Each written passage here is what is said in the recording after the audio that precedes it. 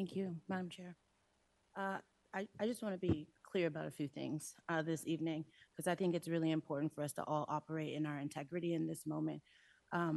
Council District 8 has 58 pallet shelters that will be coming online, 130 for the long term. We aren't including the Comfort Inn. We have 195 at Best Western.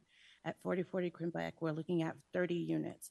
That's 552 for 2023. And so when we talk about dispersing this, there is no one who is more interested in welcoming the council members who do not have micro communities or units within their districts at this time, advocating for each of you to do exactly that. Since day one on this council, I have shared my concerns that a lot of these plans were in effect prior to me even coming into office. And what I have done with that information is figure it out, turn quite literally lemons into lemonade, working with the mayor and his administration, working with members of this body to figure out how we get folks housed. Has the process been perfect? Absolutely not. Has it upset me? Absolutely so. And many times, many missteps have occurred. And I am still committed to making sure that we get folks housed. And so the alternative to getting folks housed is what? What is it that we're supposed to do if we stop these plans? That we ask folks who are literally at risk of losing their limbs or their lives to just stay out while we think about it and while we sit comfortably in our homes. That is absolutely unacceptable. Am I frustrated that we are concentrated poverty in District 8? Absolutely so. Are my constituents frustrated that we are concentrated poverty in District 8? Absolutely so. And the antidote to that, the answer to that is not to tell me not to lead. It's to ask the other members of this body on council to lead, to identify those sites. I've heard members, Councilman Watson, Councilwoman Stacey Gilmore, say that they don't have sites quite yet in their district. Let's get some sites, y'all.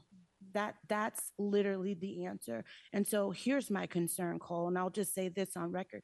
My concern is that we do not have this emergency order in place, and we are not operating from a geographical lens. And what I mean by that is that if I have multiple sites in my district, this 552, in my very humble opinion, those should be granted to the individuals who live near those sites who are currently in unsheltered house and that are currently unsheltered. And that's not the case. Those communities have not been prioritized, not a single one.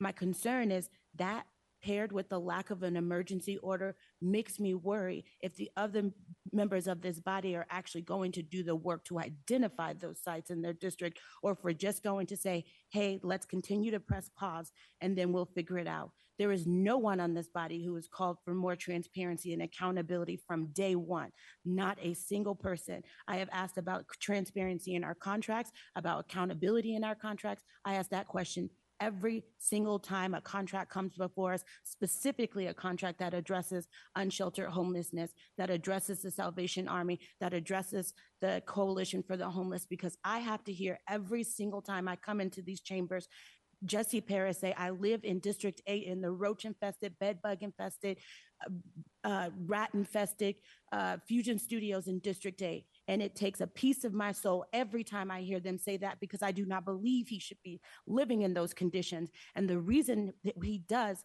is because we don't have the oversight that we need on this body to be able to hold those individuals accountable. And I'm asking for that, and I've been pushing for that. And so when we talk about equity, when we talk about Black and brown folks, no one on this council has pushed harder for me as it pertains to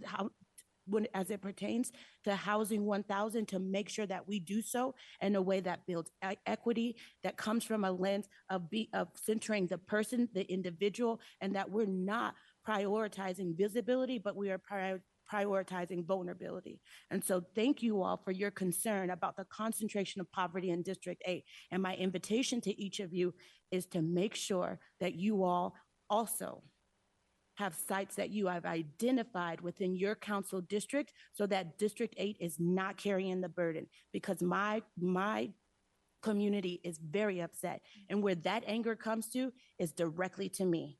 I've already had folks tell me they're getting ready to vote me out of office, that they're going to recall me because I am pushing to get members in our community housed. So this rhetoric that we're talking about with mental health, when we're talking about drug addicts, we're talking about violent criminals, that couldn't be further from the truth. And it lets me know that folks are actually not visiting these encampments to get a chance to see the human that is staying in there. These are elders in our community. We have an 80-year-old in one of our encampments. I want her off the street so bad. I want her to live with me at this point. So lead, everyone on this body. Lead, not in words, in action. Thank you. Thank you. Councilwoman Sandoval.